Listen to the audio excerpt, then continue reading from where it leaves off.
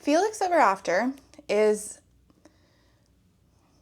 a book. I didn't love it. I also didn't hate it. It's complicated. Let's talk about it.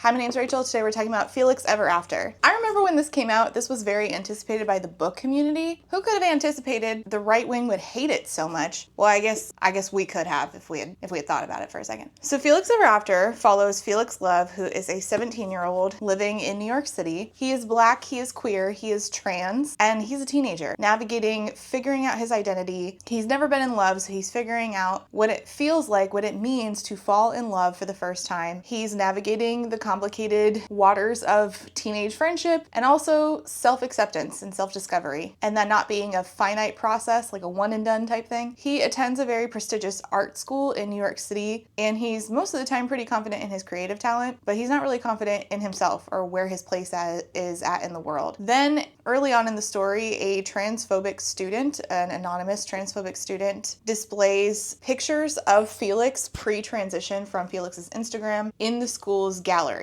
This is gross, it's an invasion of privacy. Felix is dead named. So then Felix sets out on this mission to figure out who did this and also get some revenge. But then also the book is doing a lot of, again, self-discovery, figuring out one's identity, figuring out romance, and also in that place of moving on from your last year of high school into college. I did read this for my book club called Julie Hates This Book Club, where we read the books that my resident county book banner, her name is Julie, does not like. She has been at my kids' school board about Felix Ever After before, reading out of context lines about it and alleging that it's in an elementary school, which I can't find any proof of. She likely found out about this book from BookLooks, which was this right-wing website that told right-wingers how to feel about books and had a list of out-of-context excerpts from it. What a shame, BookLooks is now dead. I still vote that somebody out there grab a similar website domain name and make a version of BookLooks that encourages reading books within their full context. Speaking of websites, if you're looking to join the world's pettiest book club where we talk about books in their full context, the link to my Discord is on my website, my beautiful website, which was made with the help of today's sponsor, which is Squarespace. Squarespace is an all-in-one website building platform that makes it so easy for you to have the website of your dreams, even if that's anti-BookLooks. Their platform makes it so easy for you to talk about or sell whatever it is you do in front of your online audience. Whether you're an author trying to market their books, or you're an artist looking to sell your work, or you're looking to make a version of BookLooks that actually looks good. Or maybe you're trying to sell your, hey, don't ban books merch. Squarespace is a great place for you to set up a website, showcase your services or your goods, market your skills. Maybe you're an editor. Or you can do book reviews. My website is readswithrachel.com. It has all the places you can find me, info about my book club, which is the aforementioned Julie Hates This Book Club. You can join my book club Discord from a link on my website. I have FAQs answered there. And Squarespace makes this so easy for me. Just like the people who created BookLooks, I don't know anything about making a website, and doing it on my own results in something hideous. But no worries, because Squarespace has great templates that make it so easy for you to just customize according to your preferences. Whatever it is that you're doing online, whether you're selling merch, marketing your skills, marketing your books, marketing your editing services, or just reviewing books to your online audience, Squarespace can help you make a beautiful website customized to your preferences that suits your needs. And even if you're not familiar with something like e-commerce, which can be like so difficult to navigate for the first time, Squarespace has e-commerce tools and a custom merch service that you can utilize without having to worry about things like inventory and shipping. So whatever your online presence is, or your online business is, or both, Squarespace can help you organize it, market it to your audience, and make it look good. For a free trial, go to squarespace.com, and when you're ready to launch, you can use the QR code or go to squarespace.com/readswithrachel for 10% off your first website or domain name. That's squarespace.com/readswithrachel. The link is down below, and thank you so much to Squarespace for sponsoring today's video. You know what's funny is this is set in New York City during Pride Month,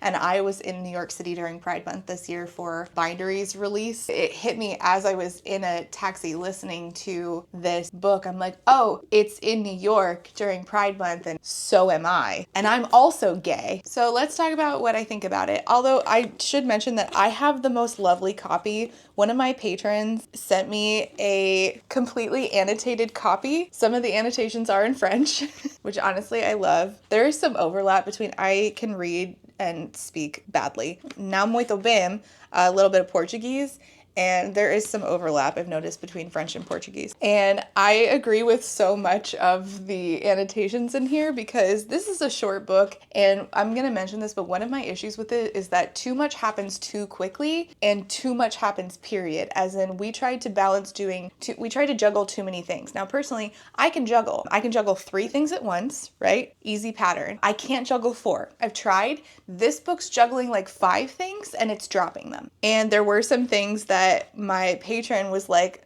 oh my God, come on, getting frustrated with, that I was also getting frustrated with. I wouldn't give this to my kid unless my kid is like a very particular kind of 14 or 13-year-old.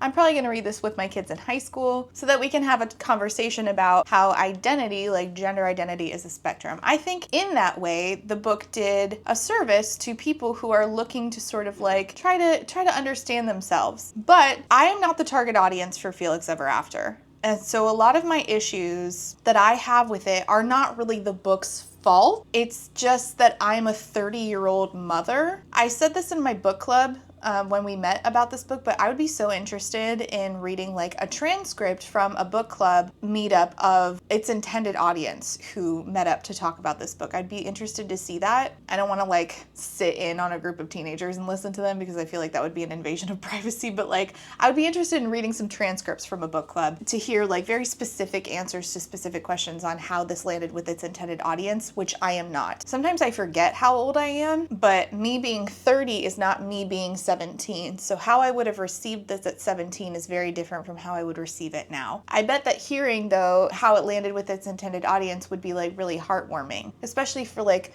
queer teens, trans teens in particular, I think would probably feel very seen by this. Felix is in a moment of his life that is quintessential coming of age. He's about to end his high school career and move on to college. He's figuring out his feelings for others. He's figuring out what his gender identity is. And then along comes someone on a burner account who dead names him, posts old pictures of him. So Felix wants to get to the bottom of who did this and decides to do what unfortunately a lot of teenagers do now, and even were doing back when I was in high school. I definitely sat with a friend who did this to her ex-boyfriend once on MySpace of all things. Shout out to us 30-year-olds still talking about MySpace. Felix creates a fake profile on the internet to sort of like catfish somebody into spilling the beans, but then ends up falling for the person that he catfishes. And then enter love triangle. Meanwhile, he's also dealing with his mother having abandoned him and his father years previously, and his father still struggles in very specific ways to accept Felix's trans identity. Very specific ways, though. On the one hand, I don't like the catfishing plot. I really don't like it. I understand that teenagers do that, and I'm not saying never do this in a book. I just don't like how it was done here. On the other hand, this book itself is an important jumping off point where teens can have either a window or a mirror to see an intersectional experience, what it means to be Black and queer and trans. Specifically, I think the experience of being a trans person who doesn't quite identify, even like when we talk about the gender binary, even when we include trans folks, sometimes we're like, okay, there's just trans men and there's just trans women, but it's not that either. Gender is a spectrum that includes many things. This book talks about how even in the broader queer community, LGBTQIA+, trans people end up marginalized sometimes even by other queer people, not just allies who, like for instance, J.K. Rowling, horrible person, right? She claims to be an ally of the queer community. She'll say, oh, I'm not a bigot, I have queer friends. Some of my friends are lesbians. But you can be an ally to lesbians and then not be an ally to trans people. And sometimes even queer people themselves engage in this. Speaking of J.K. Rowling, in the older version of this book, which included the audiobook that I partially listened to, there are references to J.K. Rowling's books, the Harry Potter books. So if you are looking to avoid that, the audiobook I read was on Hoopla, so I wouldn't read. I don't know if there's an updated version of the audiobook, but the older version of the book does have references to Harry Potter in it. If you're trying to avoid, I would check the copy that you're reading before reading, if you have the ability to do so. Are you abandoning me? You're abandoning your post? It's also a book that, and this is where a lot of people are going to struggle, not everybody is doing a lot of good all of the time. This is about messy people figuring themselves out in young adulthood, and some of them are really shitty about it, and sometimes that includes Felix. That is a part of life, and I think that knowing that before you read, if you're an adult, which my audience is supposed to be adults, I clicked the little box, this isn't for kids. I think if you are an adult going into this book, in knowing that beforehand is going to help you approach these characters with your expectations managed. So I would approach this book as an adult reader saying, okay, what does it look like when teenagers are at their messiest?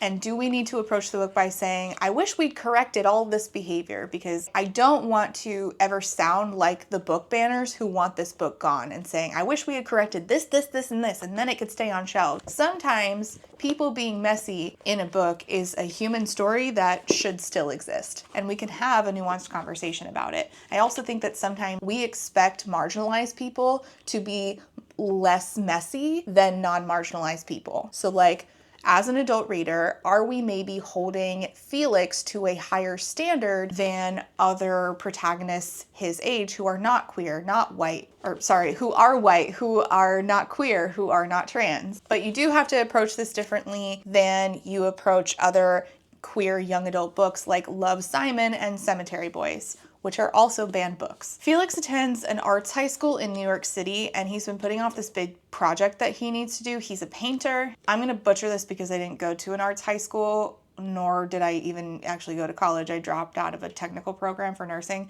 so bear with me. Felix, again, is a painter and needs to make something for like a school project, and also needs to like do stuff to apply to college with his art. And he's been putting this off. And here's where I should mention that this is one of the many things that I wish this book had given more page time to. We are, again, doing way too many things here. We're doing catfishing. We're doing 2 love triangles that sort of overlap. We're doing who is the transphobe harassing me and trying to like pick up clues and accusing like multiple people of being the person to do it. We're dealing with a dad who is not affirming all the time, but in very specific ways. We're dealing with mommy issues. We're dealing with trying to figure out what is our identity. If I'm not just trans guy, then what am I? And being a human being comes with a lot of that. It's just that in a book, you kind of want to limit your focus a little bit and fully flesh out at least one of these things. And I feel like we sort of lost focus and we were running after too many things at once, and all of them sort of ended up kind of flat. Catfishing, art projects, love triangles, figuring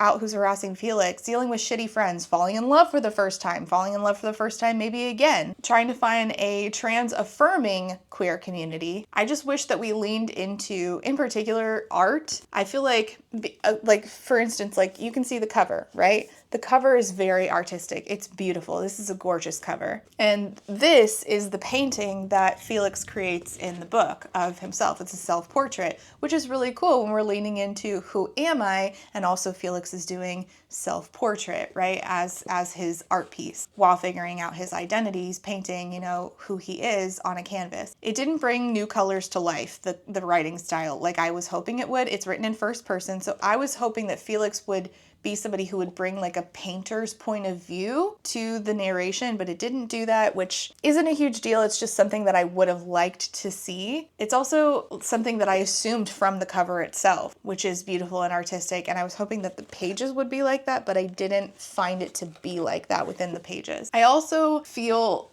and I don't know how to critique this, because on the one hand, I'm like, not everybody has a great friend group, but also I wish Felix had better friends.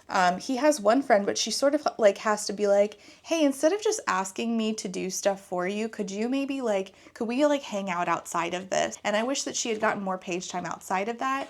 All of his other friends either end up love interests or they're shitty people. And I felt kind of sad for Felix about that. And I realized, again, I'm approaching this as a 30-year-old mom, but I just wanted Felix to have some good friends. The mommy issues thing, I feel like that's one thing I didn't need any more of. I feel like that did exactly the right amount. And I was worried that Felix's mom was going to show up at some point, but instead it made sense that his life was colored by his mother mother leaving, and that affects his choices, and that affects who he is, and that affects him trying to find out his identity and doing that without a mother, especially because his mother is not queer affirming, or at least we assume not, because he emailed her, hey, I'm not your daughter, I'm your son, and she never emailed back. She took off to Florida, so we can assume she's a shitty person. You know, she lives in Florida. I also live here. I would know. I know shitty people. I like to think I'm not one of them, but my neighbors, I'm looking at one specifically right now, like that could be Felix's mom. And he writes emails to her and he's like, I'll probably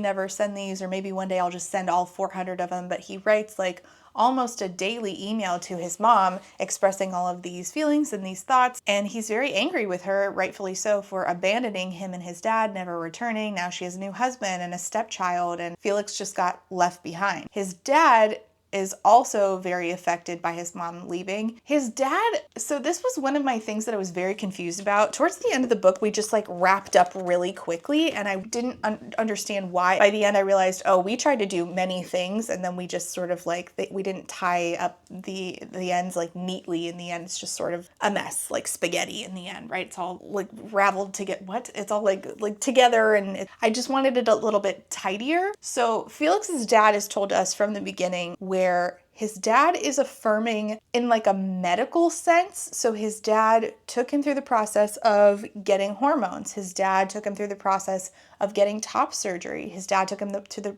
the process of name changes and making sure that the school is affirming for Felix. But then his dad never calls him Felix. And his dad, when he, it's like, it mentions that sometimes like when he's too sleepy or maybe when he's had some drinks, his dad will say things like, you'll always be my little girl. And at the end, I thought we were going to have a conversation where we like dive into the dad's thought process. And instead it just got like wrapped up really quickly. He's just like, basically, oh, if you want me to call you Felix, of course you're Felix. Of course you're my son, and I'll call you Felix. And that was it. When it's like been a point of contention throughout the entire book, I was very confused by that. Like I thought that we were going to have a very important conversation, and I didn't. Felix just expresses these feelings, and then his dad's like, I'll call you Felix, and then it's over. And I was sort of let down by this because I was hoping for some answers as to why, you would go through like the medical portion. You're sitting in on these, was that lightning? Oh, yeah, that was lightning. You're sitting in on these like important meetings where your son is being called Felix. You're having to sign off on surgery and hormones, and you're having to take him to doctor's appointments. You have to get him through the initial thing of doctors signing off on transition in the first place. But then you don't call him by his name, and I just thought that we would get an answer as to why, like the why behind that, the thought process behind that, and it wasn't really sufficiently answered for me, which was a bummer.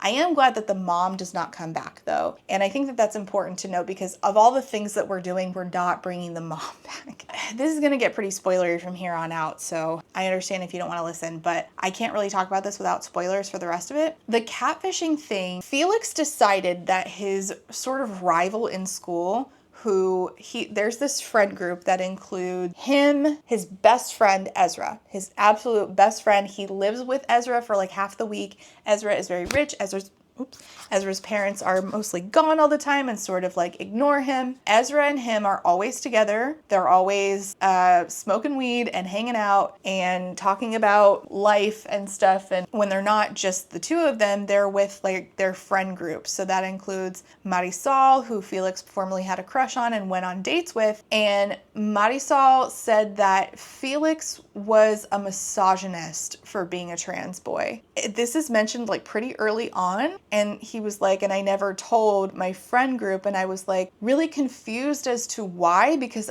I don't, like, knowing Ezra, I don't know why Felix didn't tell Ezra that Marisol was saying transphobic things. That felt so shitty. Ezra is queer, Ezra is gay, and all of their friend group is queer, but all of their friend group also, other than Ezra, is pretty, like, it could go either way, whether or not they're trans affirming. Certainly not Marisol, right? So I just didn't really understand why it took until like the end of the book for us to tell everybody that Marisol had said transphobic things to Felix. Specifically, like with Ezra, like Ezra was really upset about this. And I think that knowing Ezra would have been upset the entire time. I just don't know why we didn't tell Ezra. I don't know why we did a lot of the things that we did. Like specifically when Felix decides, I'm going to make a fake profile to try to figure out who did this dead naming and sharing my old photos thing. And this, I think, is probably me being a 30-year-old mom. I don't know why Felix didn't just ask the school for more help, because they said that they would help. It was harassment. It happened on their grounds. But then, okay, let's say, you know, we're a teenager. We're kind of reckless. I get that. All right. I don't know why Felix automatically assumed it was Declan. So Declan is this guy who used to date Ezra, and then he and Felix don't get along. He's kind of a dick to Felix. Felix is kind of a dick back. I don't know why we assumed it was Declan just because he was a dick. And then we just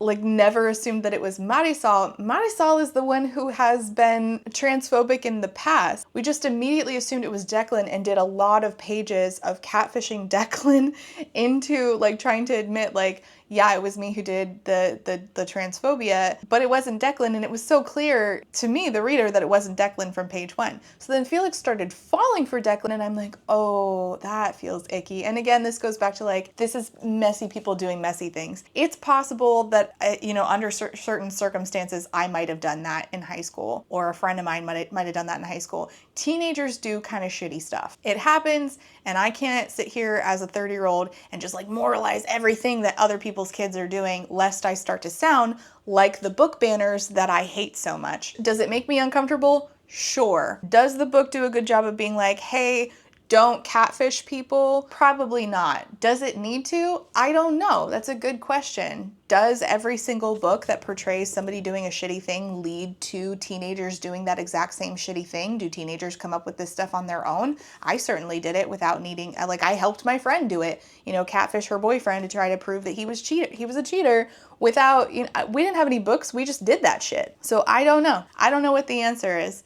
I think that we have this desire to sanitize media to make ourselves feel more comfortable so that teenagers don't do certain things that we don't want them to do. But is it actually the media that's causing them to do that? So then he starts to fall for Declan, and Declan so quickly says, I think I'm falling for you, without even knowing that it's Felix that Declan is talking to. And I'm like, whoa. Even as a teenager, I did not fall in love this quickly. Now, my experience is not everybody's experience, but I was like, that was so fast, and you don't even know this person. Meanwhile, Ezra starts to date a guy named, I think his name was Tristan, if I remember correctly. We're going to call him Tristan anyways. Meanwhile, Ezra's starting to date a guy named Tristan, and Tristan says some red flag shit where he's like, I always thought that you and Ezra were into each other, Felix, because you guys are always together. And so then this comes up not just with Tristan, but with Declan, and I'm like, Felix and Ezra have no feelings for each other. That's stated on page 1 of the book. It's page 1 where it's I could never be into Ezra. He's my best friend. And then all of a sudden it starts coming up and Felix is like, Ezra isn't into me, right? And I'm like, why would Ezra be into you? When did that happen? And then all of a sudden Ezra is into Felix. And I was like, wait, when did that sneak up on me? When did that happen? And then the conflict is because Declan and Felix have feelings for each other, but then Felix is like, maybe I also have feelings for Ezra. Meanwhile, Ezra is dating Tristan, and then Ezra's like, I broke up with Tristan, and Felix is like, why? And he's like, I don't know. And then they kiss, Felix and Ezra kiss, and then suddenly there's feelings there, and it's multiple love triangles. And then you find out that out of all of these people who might have been the transphobe, it was Tristan, because he was mad that he wanted attention from Ezra and that Ezra was constantly paying attention to Felix. Before they even dated, Tristan did this transphobia. And he's been messaging Felix shitty stuff on a burner account all these weeks. Meanwhile, so all that stuff I'm telling you is happening, plus the stuff with the dad, plus Felix is trying to figure out, what is my gender identity? Am I a boy? I don't feel like I'm just a guy. I don't feel like I'm just a trans man. And so he starts going to a queer community center group about gender.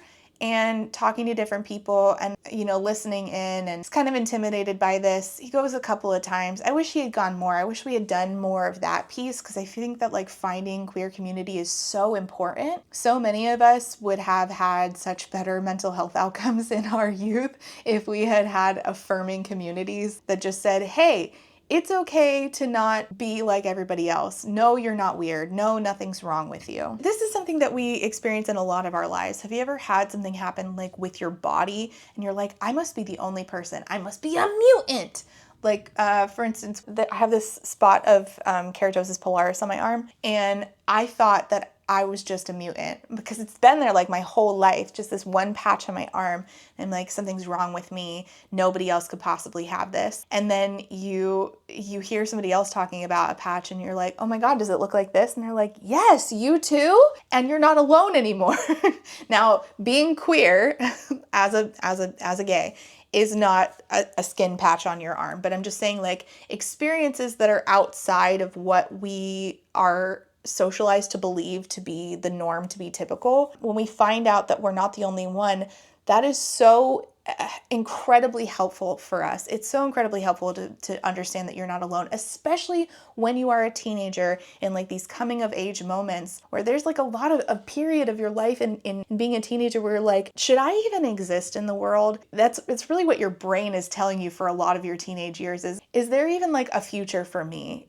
Am I so odd and so other that should I even like exist? And that's why I think a lot of queer youth don't make it to adulthood, is because we don't have a society or even a small community that tells us you are going to be okay, and there is an adulthood in front of you, and there is a life in front of you, and it's not full of loneliness and otherness and feeling like you are a mutant and you are other. You have a place here and a space here. So I wish that we had leaned into the community center bit a little bit more. So then Ezra ends up getting mad at Felix because Felix isn't sure if he has feelings for Ezra or not. It all comes out that Marisol is a transphobe, and then Ezra gets mad at her. Felix and Ezra aren't really talking. Declan and Ezra do end up hanging out after Declan forgives him for lying about, who he is over the phone and catfishing him.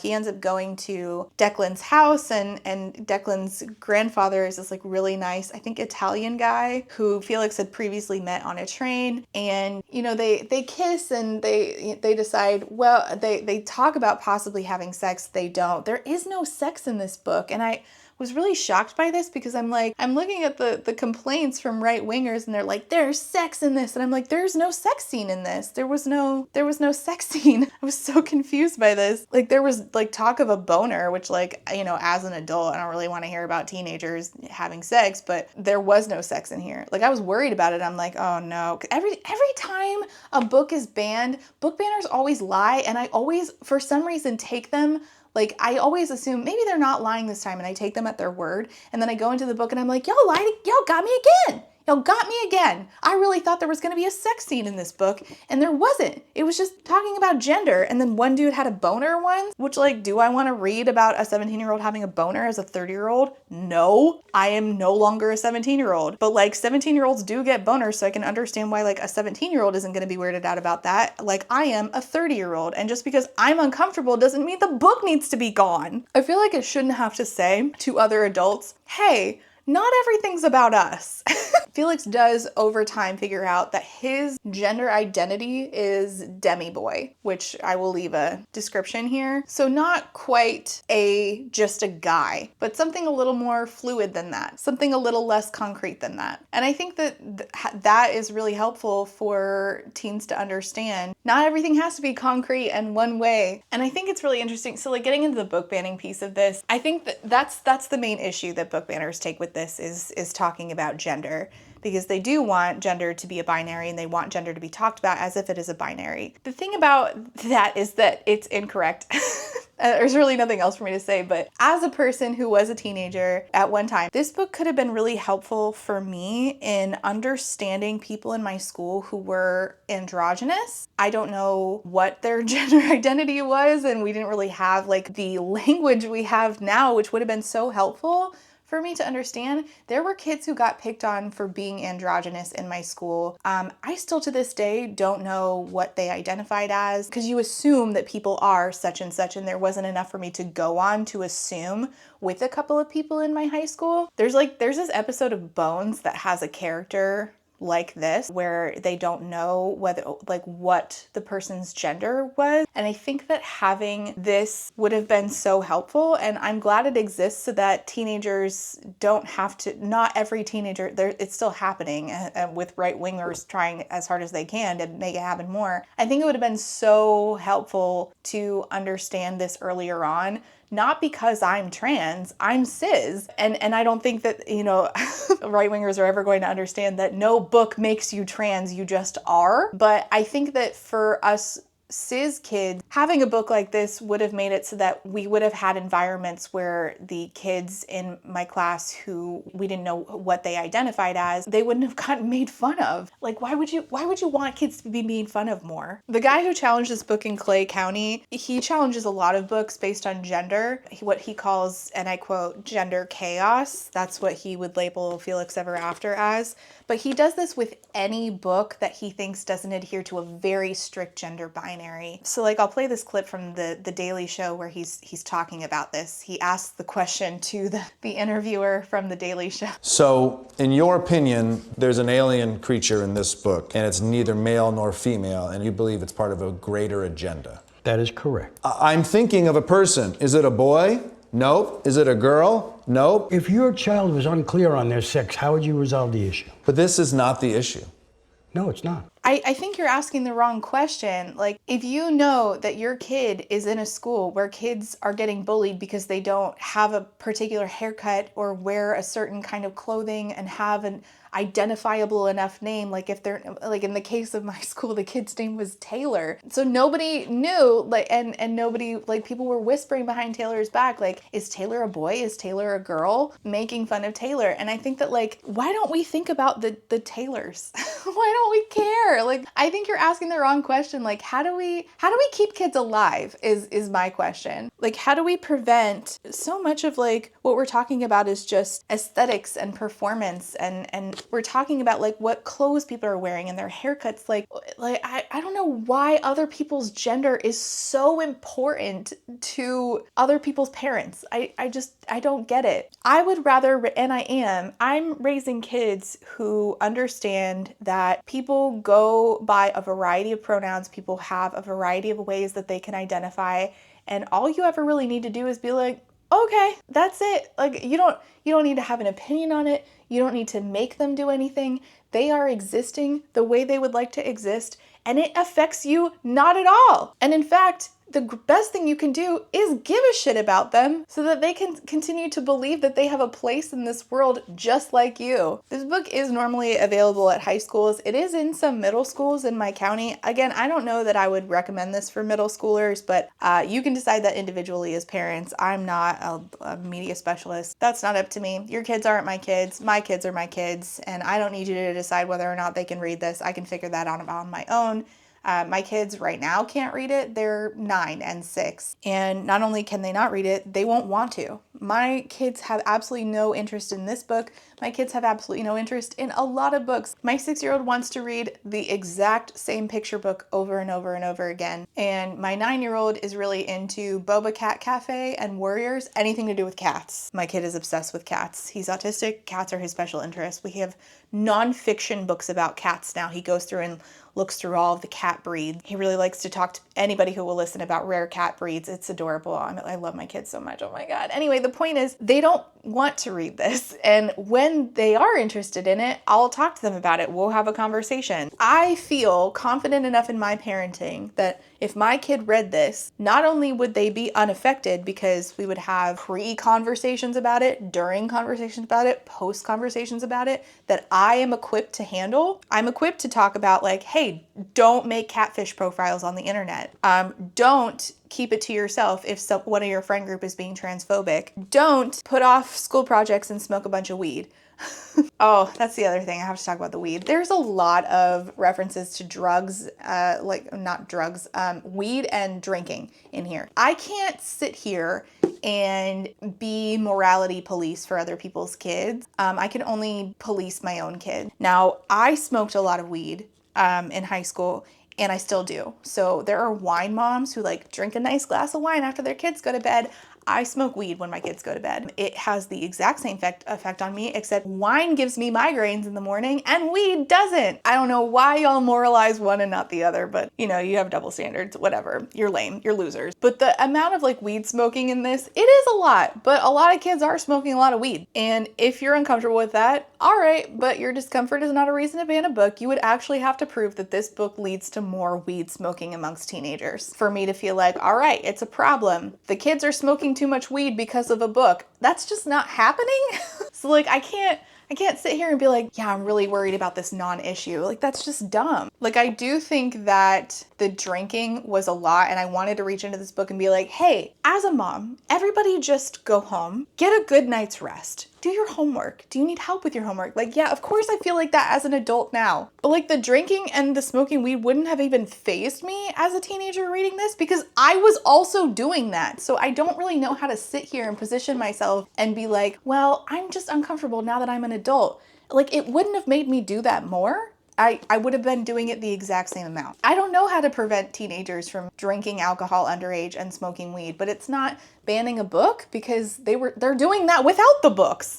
Kids are hardly reading anyway. The way to, I think, prevent that is to have a conversation with your kids. My parents weren't having those conversations with me, so I ended up just doing whatever the fuck I wanted. They were like, don't do it, it's bad. And I was like, sure thing, I will not do that. And I'm definitely fucking doing that. So I think that we have to admit that sometimes we are just uncomfortable. Sometimes we don't have an answer for what the best course of action is for a book. The people who think that they have those answers are book banners, and I don't want to sound like them. I don't think that this is the best book. I gave it like a 3.25. I didn't love the way it was written. I didn't love how it didn't tie up loose ends, how it did too much at once. I did not like the catfishing, but I do like the mommy issues. And I do like that we had Felix go to a queer community center and listen to queer people from all walks of life and see that queer people do get to be adults someday. Some of it is a little like idealistic, how in the end, Ezra and Felix are just fine and they're at Pride Month and, you know, they're like, I love you and I'm in love with you and, you know, we're suddenly in love even though I just don't know where that came from. It's a little idealistic, but I mean, Jesus, don't like teenagers deserve like idealistic media once in a while? Do we really have to police that too? I do wish though that we had done more queer community center and more art. I mean, I wish that this, like the way that looking at this makes me feel, I wish that were like the way the whole book made me feel. But I do think it's important for the conversation around intersectionality, intersectional identities, and understanding that gender is a spectrum. I just hate love triangles. And I hate that we catfished into a love triangle. Just like that is a setup, I think in any book, a YA book or an adult book, I'm not going to be a fan of. That is personal preference though. I gave it a 3.25. This is pretty rambly. I'm sorry. I just think that like the whole banning of this book doesn't make any sense because like, again, this is a conversation where I am uncomfortable with some of this stuff in here. I don't want teenagers to drink. I don't want to hear about teenagers having boners, but they're doing that stuff. Like it isn't, not everything is about me. This wasn't written for me. I can have an opinion on it, but it wasn't written for me. It was written for literal teenagers. And so we would have to see like, what are the outcomes of teenagers reading this? And I think that the good outweighs any discomfort I might have, anything that I feel like wasn't done to its best. I think the good outweighs it. And I think that the best way for us to see what the outcome is to listen to its intended audience. Anyways, that's my thoughts on Felix Ever After by Case and Calendar. I really do love my copy though. I love that I have an annotated copy. I think that is so beautiful. So much purple for Carlos. Carlos's favorite color is purple. I'm glad that I own this. I'm glad that I think I'm actually excited to see like what my kids in 10 years, if my kid wants to read this, he'll be 18, 19, and we can talk about it. I'm excited to see what conversations we have about it and the perspective I have like as oh my god, I'll be 40. A 40-year-old versus a 19-year-old. You know, like I'm excited to see like what conversations I can have with the intended audience of this book in my own house, not with other people's kids. It's not my business. But so I'm glad it exists. That's really all I can say about it is I'm glad it exists. It's not a perfect book, but I am glad it exists. And I don't understand banning it. What are y'all talking about? Like y'all just hate trans people so much. God, get a job. All right, that's it. I've rambled enough. Thank you so much for watching. If you made it this far, leave some flowers for Felix's art down below. Whatever your favorite flower emoji is, leave it down below. Thank you so much for watching. Comments and questions could go down below. Let me know if you've read this and if you like it. And let me know what's a book you read as a teenager that now you're uncomfortable with in adulthood. That's a good question. I'd love to talk about our discomfort and the decentering of our discomfort more and more on this channel as we talk about book banning. Okay, thanks so much for watching. See you next time. Bye. Hi, before I go, I have to say thank you for being a friend to my Therapy Bills patrons, and those are Alexander, Ashley H, Beck, Call Me Kodiak, Choco's Homesick for Taiwan, DJ Rocktopus, Ellie, Emerald Dodge, Eric D, Jade, Jill, John E, Jory, Julie, Kai Brecker has not read Six of Crows, Kalane OK, Katya, Quinn, Lady Kittybug, Lady Chips Loves Pride, Lemon Jelly, Lex, Other Lex, Lily, Maddie Miss, Megwin Rose, Melissa, Mixer Boneless, Not So Secretly a Skeleton, Peggy Lou Who, Piloting SRN, Rain, Ree, SJ, Samar, Scarlet, Steph B, 3 Raccoons in a Trench Coat, Urchin Audrey, and White Raven 13. Thank you all so much for being here and for being a friend. Huge thank you to my Potato Starch Marxist patrons, Aaron, Alejandra, Alicia, Bobisha, Banana, Fofana, Fofisha. What are we doing? Alicia, Althea, Amanda D, Andy, Angelica, Artie the Ninth, Ava, Barry, Baywing,